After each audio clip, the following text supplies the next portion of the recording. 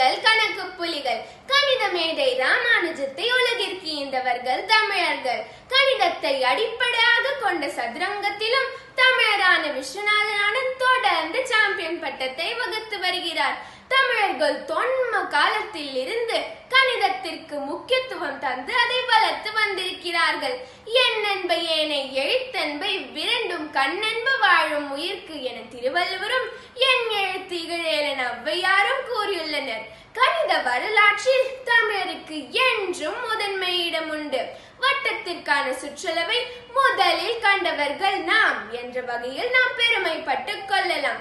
வட்டத்திற்கான சுற்றளவை கணக்கதிகாரம் என்று தொன்மையான நூல் விளக்குகின்றது. இதில் வட்டத்திற்கான சுற்றளவு செய்யுள் வடிவில் உள்ளது.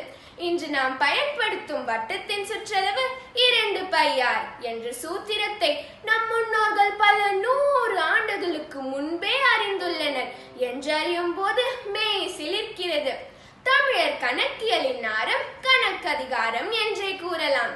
காரிநாயனார் என்றும் புலவர் இயற்றியது கணக்கதிகாரம். இந்நூல் கணித செய்திகளை அறிவியல் முறையில் தருகிறது. இதில் 60 வெண்பாக்களும் 45 புதிர் கணக்குகளும் உள்ளன. பூமி சூரியனை சுற்றும் காலம், நிலவு சூரியனை சுற்றும் காலம், நிலவு பூமியை சுற்றும் காலம் போன்றவற்றை எல்லாம் கச்சிதமாக கூறுகிறது கணக்கதிகாரம். மேலும் பலாப்பழத்தை வெட்டாமலே அதில் உள்ள சுளைகளின் எண்ணிக்கையை காண இந்நூலில் ஒரு பாடல் உள்ளது. பலாவின் சுலை அறிய வேண்டுதிரேல் ஆங்கு சுருமுள்ளு காம்பருக்கெண்ணி வருவதை யாரிற் பெருக்கியே ஐந்தினங்கீந்திடவே வேறென்ன வேண்டான் சுலை. பலாப்பழத்தில் உள்ள சிறு முட்களின் எண்ணிக்கையை 6ஆல் பெருக்கி வரும் விடையை 5ஆல் வகுக்க கிடைக்கும் விடை பலாப்பழத்தில் உள்ள சுளைகளின் எண்ணிக்கையாகும். தமிழக கோயில் சிற்பங்களில் உள்ள நுணுக்கமான வேலைப்பாடுகளாகட்டும், தூண்களில் ஒரு நூல் இழை கூட கோணல் இல்லாமல் கட்டப்பட்ட 1000 கால் மண்டபங்களாகட்டும், இன்னும் ஆதித்தமிழர்கள் செய்த பல அற்புதமான விஷயங்களை அறியும் போது நமக்கு வியப்பு மேலோங்குகிறது. ஆனால் இதையெல்லாம் விட மிக முக்கியமான விஷயம் திருவள்ளுவ மாலையில் இடைக்காடல் பாடலில் உள்ளது.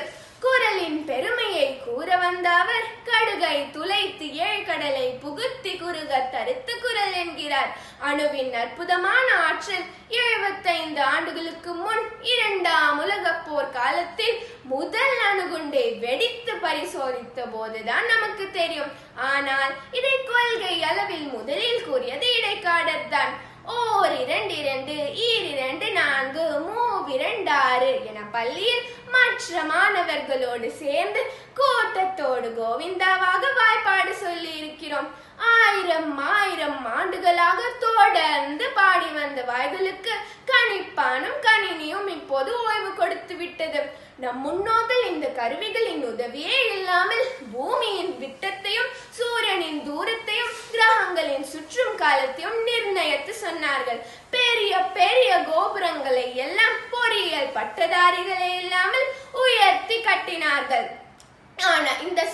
ஆனால் தொழில்நுட்பம் என்ற இனிய ராட்சசனிடம் நம் முன்னோர்கள் நமக்கு கொடுத்து சென்ற மனக்கணிதம் என்ற அற்புதமான சொத்தை நாம் அடகு வைத்து விட்டோம். இந்த கணித முறை சங்க கால இலக்கியங்களில் புதைந்து கிடக்கின்றது என்கிறார் மும்பை தமிழர் PVN மூர்த்தி.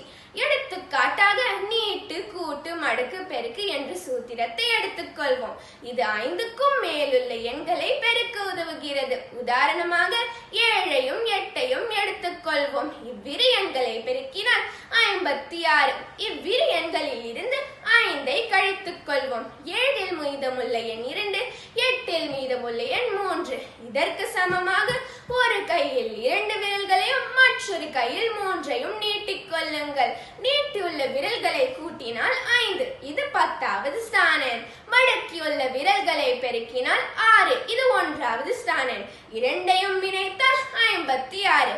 நீட்டியுள்ள விரல்களை கூட்டு, மடக்கியுள்ள விரல்களை பெருக்கு, அதுதான் நீட்டு, கூட்டு, மடக்கு, பெருக்கு சூத்திரம் ஆகும்.